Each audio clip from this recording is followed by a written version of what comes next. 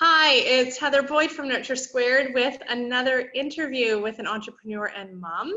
Today we have Ina Avote-McWilliams, and she is a parent educator, a women's empowerment guide, and she's been working for at least 10 years with one-on-one clients, group sessions, basically helping parents gain access to their deep instinctual mothering wisdom, which I love that phrase, Ina, and I hope we can get a chance to break that down a little bit more.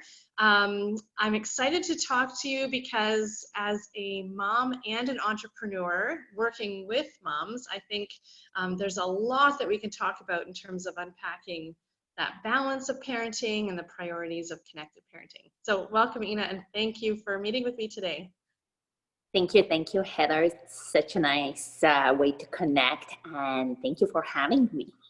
You're welcome. I wonder if you would start by taking an opportunity to fill us in a little bit on your business and what you're doing right now and the scope of your work. Yes, so welcome and hello to everyone. I am Ina, and as Heather just mentioned, I'm really the strategist behind parenting through love and compassion, because it is a journey, and I'm really here to make that journey more joyful and peaceful and grounded through really deep compassion to ourselves first, and then in that way we can parent our children through overflow of love. And as you mentioned, it's a really tricky work of balancing how to really take care of ourselves, how to nurture us, especially in those first years with our babies, because it is hands-on 24-hour job. And it's so popular to say it takes a village to raise children, and it really is. And through my own experience, there I was nearly 10 years ago with my newborn baby boy in my hands.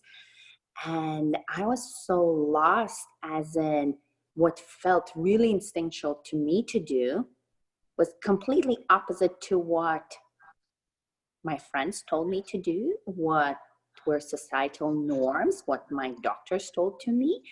So I went looking and really creating a tribe, a soul family that supported me to parent on my terms, that was deeply, securely attachment-based parenting, that was nurturing myself and was in a deep alignment with my heart. And through this journey, beautiful things happened. I created beautiful connections with holistic practitioners in society. I went looking for a mommy group that would support my instinctual role as a nurturer. I couldn't find one, so I created one. And I had a beautiful Echo Mommy group in GTA area. And it also helped me to actually go back and address my own inner child wounds. And through always putting love first and parenting through my heart, I actually was able to integrate and heal my own parenting past. That's fantastic. There's a few things that you've said that I want to pick up on so we can tease it apart.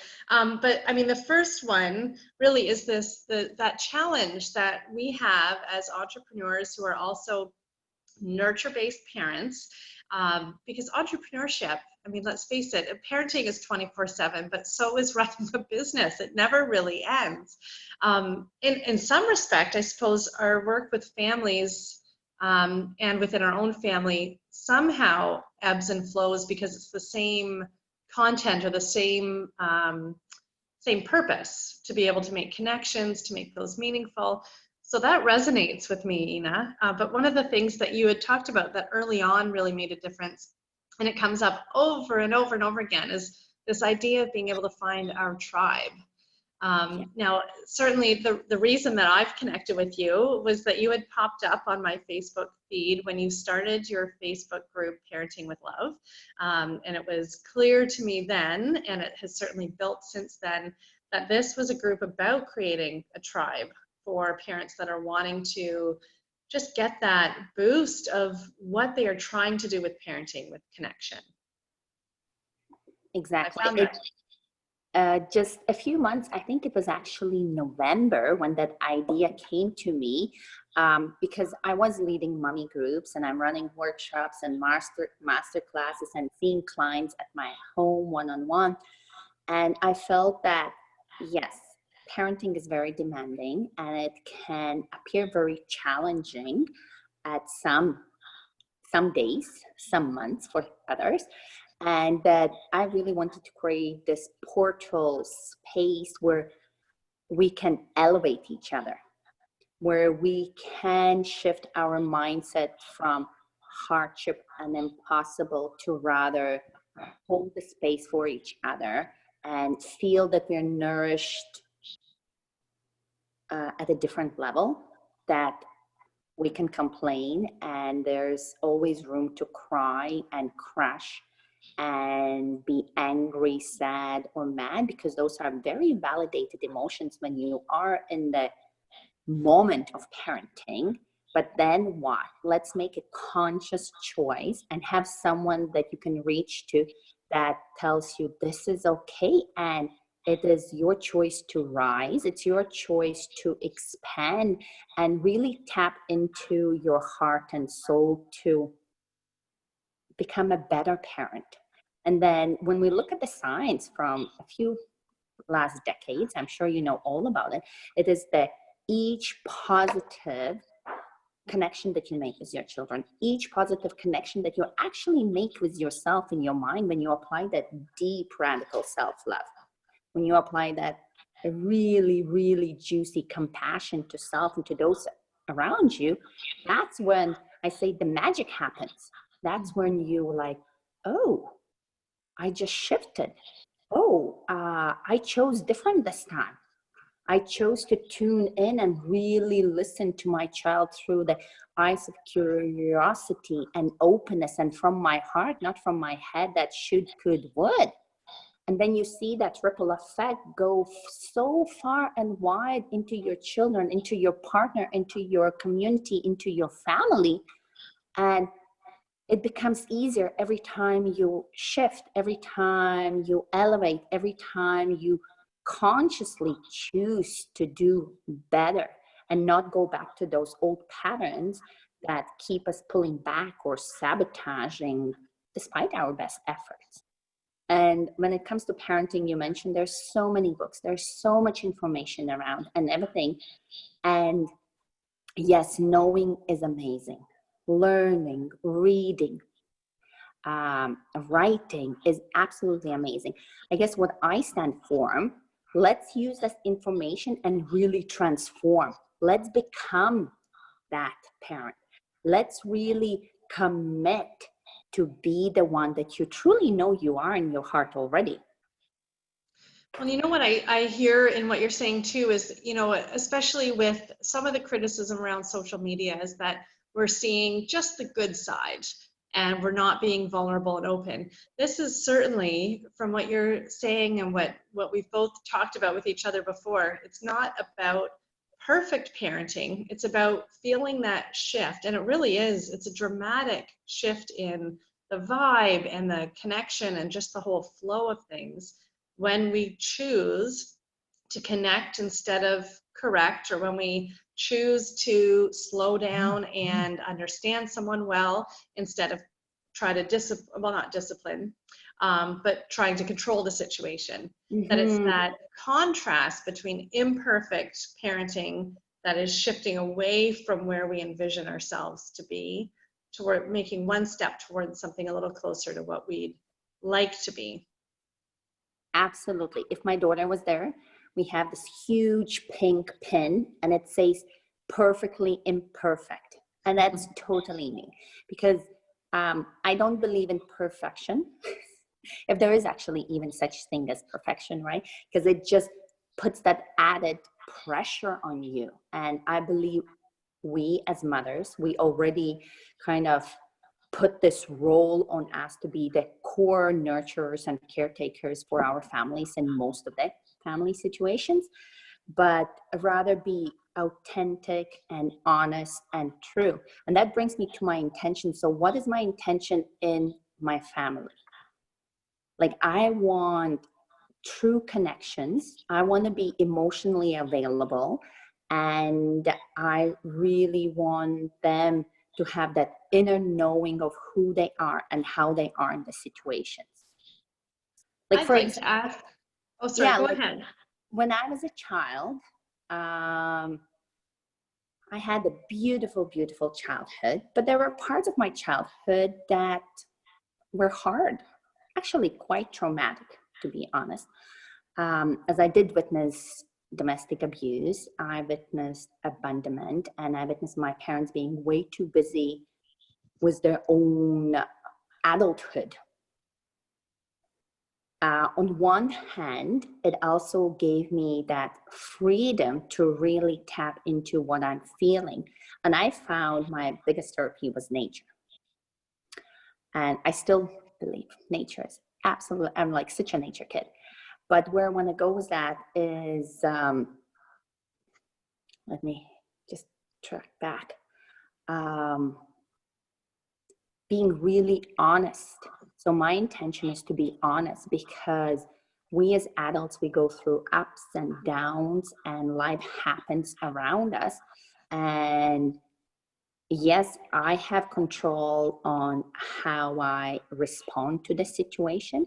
I have control of how I intend things to be, but I have no control on the outside world or the outside relationships, right? So for my children, I want them to really know what it is to be sad and how to go through that, what it is to be angry, what it is to really tantrum. Actually, tantrum is such a negative word, but what it really is, this really intense feeling taking over the whole body. I have those moments, and I move through them as gracefully as I can, and maybe not right in the moment, but afterwards I have a compassion. I'm like, oh my gosh, like this really triggered me. I was really in the moment. And like me being a yogi and mindfulness coach, like I know how to breathe through it. I have the brain capacity to actually explain myself what happened in my body, what happened in that situation, what triggered me and what. So if I can show and be that vulnerable in front of my children, how I go through these intense feelings and normalize it for me and for them, then I see my children move through these intense emotions with ease, actually. And when And it they're really little, is.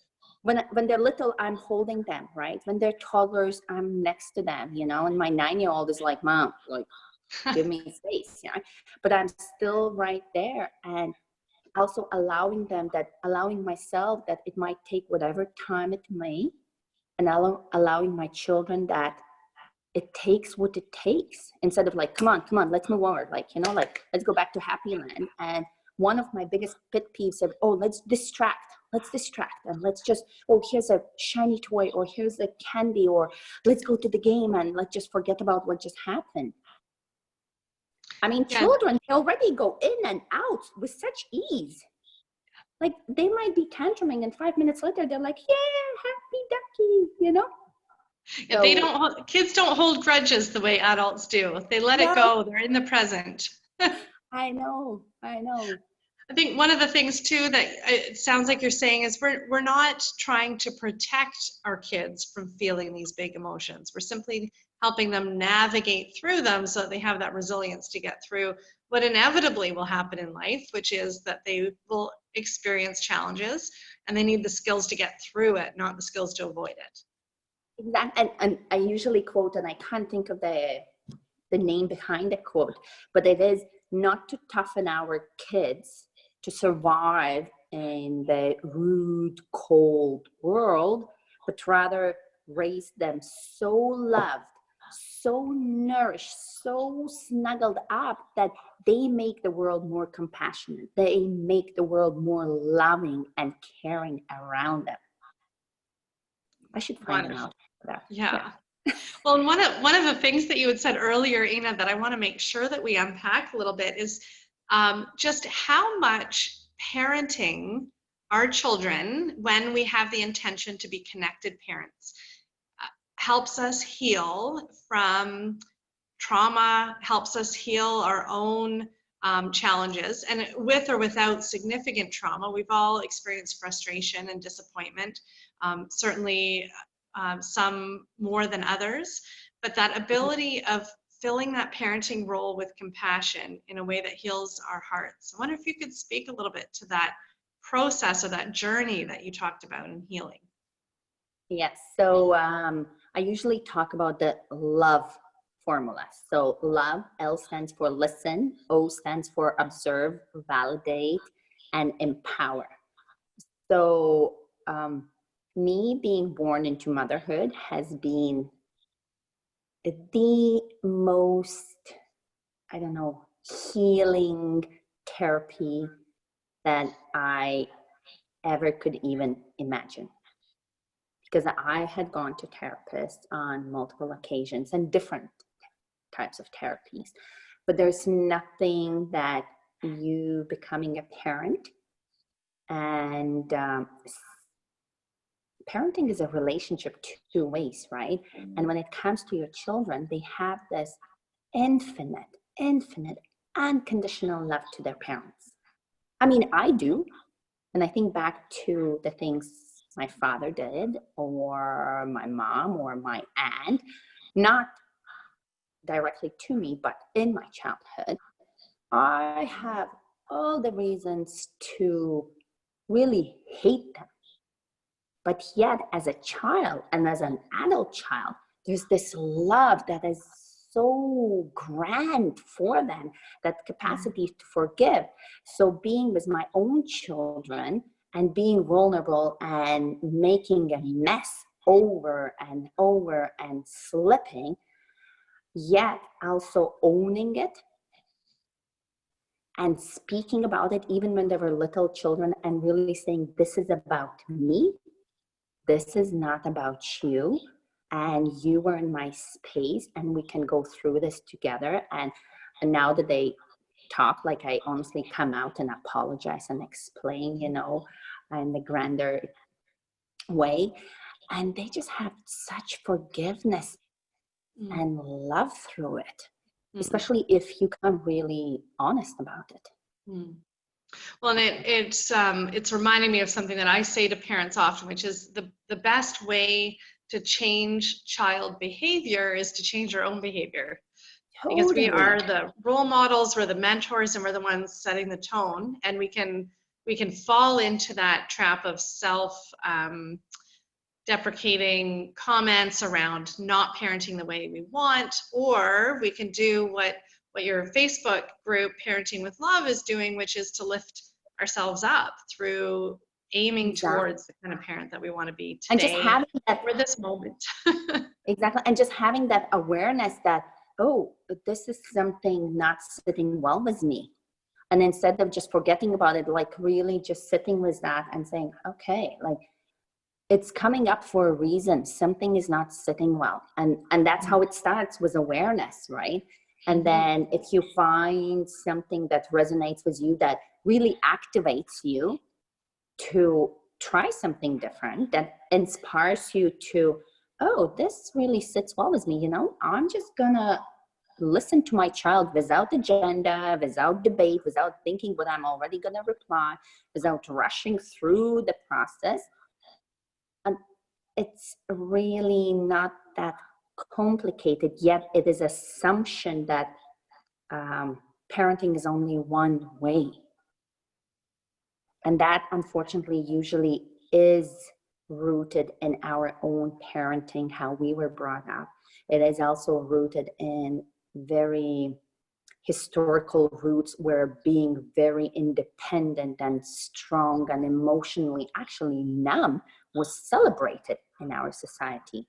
So I'm very happy that now me and you and more parents are really becoming aware that attachment, the bonding, the emotional connections are so essential to empathy and compassion, and really it's bringing kind of a global awareness of needing for the tribe, of needing to address this and stop really controlling and kind of military approach to raising our children, but They are so unique, just like we are, and really transforming it, and transforming in a light, transforming in a love and all the goodness. And when those moments come when your child is crying in the middle of the night or coming from school crazy, that you think they're not doing to trigger us. They're not doing it against us or in spite of us. They're just really looking for connection and to relate to us. Mm-hmm. You don't Yes. have to be perfect. You just have to be there, present. And Yeah, if you that can't presence be is so key, because I think especially, and I do want to make sure we talk a bit about that balance between entrepreneurship and parenting, especially in this area of practice where it just all blurs together, because everything you read for your own parenting is also applied to work and vice versa. And every parenting decision you make is another example of how to make things work in a way that you want. But where was I going with this? I guess ultimately it's about that that imperfect goal of connecting with our kids, of being present, especially with the distractions that we have these days with social media and computers, and the lack of support that we have instrumentally in our lives overall. But it also speaks highly to, you know, this love-hate relationship that I have with social media. And it's always so encouraging when I see groups like yours and like Raised Good and like Beyond Sleep Training Project, where we're seeing a shift where these safe spaces online are being created, that it's not about perfection, but it's about seeing that there is a better way to feel good about what we're doing, and to make, just even in the moment, make a somewhat more positive choice that feels good to us than we could have made had we been in a negative space or a less supportive space. Mm-hmm. Absolutely. And I guess it is, to make a change is quite uncomfortable. Yet, the one thing I can assure, the change is always going to happen. Like, it's inevitable. So for me, it's like, why don't I get in a driver's seat of the change? And you don't have to do it alone. Like, there are amazing communities, and I hope I'm building a community of like-minded parents that are there behind you, that are cheering you up. And when it comes to the business part of my world, I've done multiple trainings. I've led mommy groups and workshops and master classes, but every time I connect with someone, it's a relationship, it's exchange. It actually, as I'm working with someone, I'm learning from them. So as I'm inspiring and we're working on the strategies, how to bring those changes along, how to stay focused on what you're trying to create, how to, when you stumble, that somebody's there to pick you up, you know, they're also elevating me. Mm-hmm. They're making me to reflect on my parenting. So it might seem like I'm a teacher, you know, in a certain situations, but they're also teaching me. Absolutely. And I mean, my children are the biggest teachers. Like, every single day something happens and I'm like, wow. And then what do? Do you choose to pause, and it's okay to pause and do nothing and just sleep on it? Or do you choose to, okay, I'm going to go through this part? Like, for example, night terrors. My son is really afraid of zombies. Am I going to go through this by really being so understanding and supporting and really letting him to talk out his fears? Actually, I encourage him to speak out all his fears and explain me how the zombies look and what happens. And I'm afraid of zombies myself. But, you know, and have an open conversation about it. Or am I just gonna block it because it takes too much time? It always happens before bedtime and I want him just to go to sleep. I'm uncomfortable with that topic, you know, like, or am I gonna step into his world and really connect to him, not just on the good topics, but on these big, complicated topics, and be the co-creator of his journey. I like that, Ina, the co-creator of his journey. We really are co-creators with our kids' journeys. It's mentoring, but also learning along with them, because this situation may be new for them, but our ability to parent with them through that situation is new to us. So it really is an exploration or a discovery of how we're going to get through the next challenge or the next disruption. Exactly. And then when it comes to the business, I mean, they are my biggest inspiration. And every time I'm on a call or on a video with the parent, it's reaffirmation. I am doing exactly what I am here to do. Mm-hmm. Mm-hmm. And it's not easy.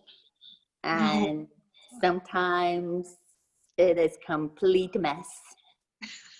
But it is, and I have strict boundaries around it too. Like, there's no social media between 6 and 9.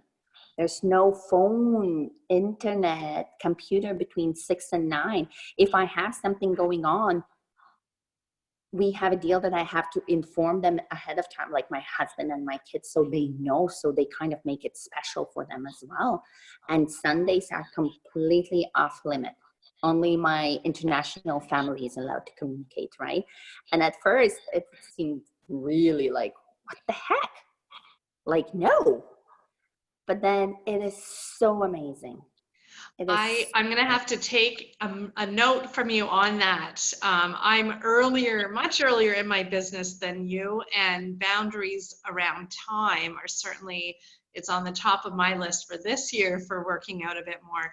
It becomes so easy, especially, again, this is not a 9-to-5 job. This is, connecting with parents virtually. For you, it's with clients all over the world in different time zones.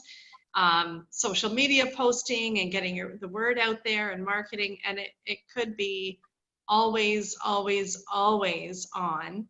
But then, the contradiction, and I think this is where there's such a neat blending here of learning and giving, like receiving and giving the lessons, is that if we are giving support to families around connected parenting, and yet we're not walking the walk or talking the talk, then it's kind of an empty advice to be preaching connected parenting while you've, left your family eating at the dinner table so that you could take a call or post on social media. Exactly. It actually has been my most cherished testimony that I've heard it now from a few parents where they're like, you really walk the talk. And I'm like, there's no other way. Like, how can I teach something if I don't embody it? Mm-hmm. Right. Well, and that's where the lessons ebb and flow, that we learn so much from our clients as we are supporting them through it too. It's as with our kids, as with any relationship, as you say, that we're able to reflect on it and learn from it, even as we may be the one filling the role as mentor. Exactly.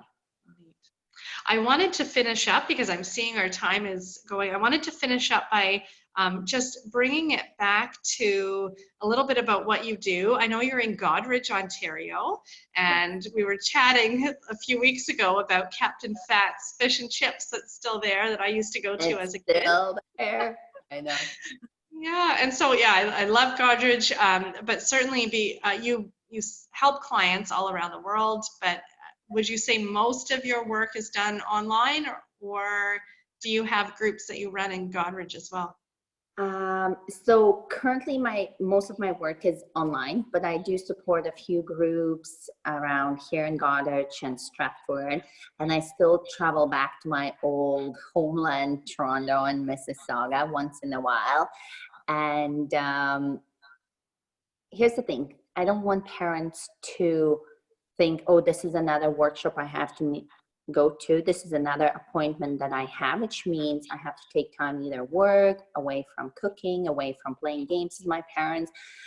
In some cases, because I work mostly with parent itself, and parents really shifting their mindset and their perception and relationship to the children, that I don't want them to think, oh, I need to get the babysitter again, or I need to organize with my partner, and that takes time away from the very lush partner's relationship, right? So just over video, over phone, you can be in the comfort, because also some topics that I bring up are quite triggering.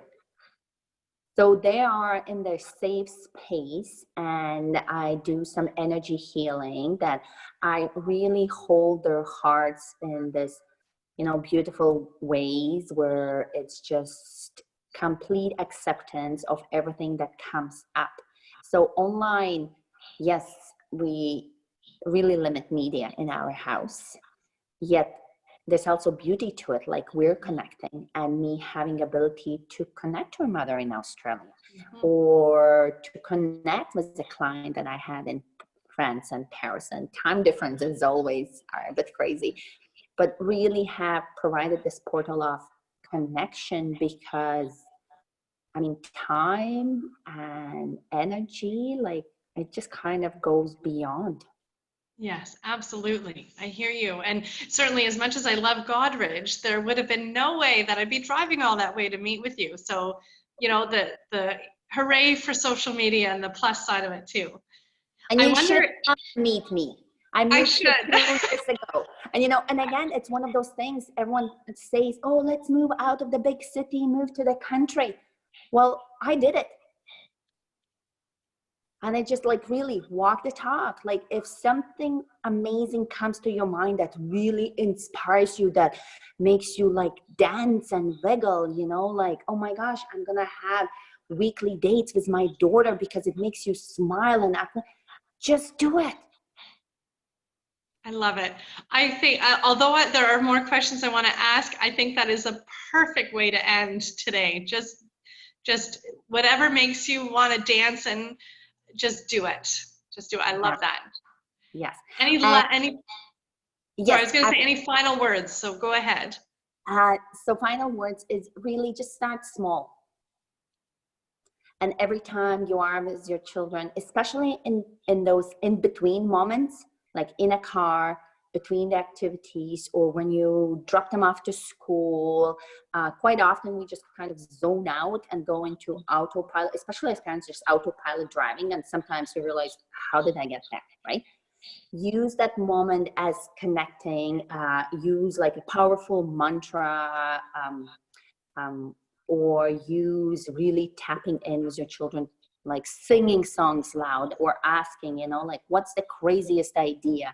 Or if you could fly anywhere, where would you go? And the answers are always really crazy, but use those moments in between, or when you're dressed up in your ballet suit and there's those 10 minutes when you're just kind of waiting for your class, hold them, look them in the eyes, and because they really are just a reflection of me, of you. Use those in between times, because there's so much time in between. Mm-hmm. Yeah, those little moments. It doesn't have to be a 2-hour established activity. It can really be the little moments in between. Yeah. Or brushing the teeth, with the other hand, when it's those little tiny things that really, what's your intention? Let's connect. Let's be present in this moment. Awesome. Well, Ina, yes. Well, I'm conscious of the time, and I want to respect it fully, because I know with kids what it's like to try to squeeze as much as you can out of the day. I want to thank you for making me rise to be a better parent today. Just connecting with like-minded women who are parenting the way that aligns with me is enough to buoy up my parenting on any day, average, bad, or good. So I want to thank you for that. You're very, very welcome. And so thank you for having me. And if you're interested, join the community. It's on Facebook, Parenting Through Love, or visit my website. It's just my name, inaavote.com. And I look forward to connecting with you. Lovely. Thanks again, Ina. Thank you. Bye.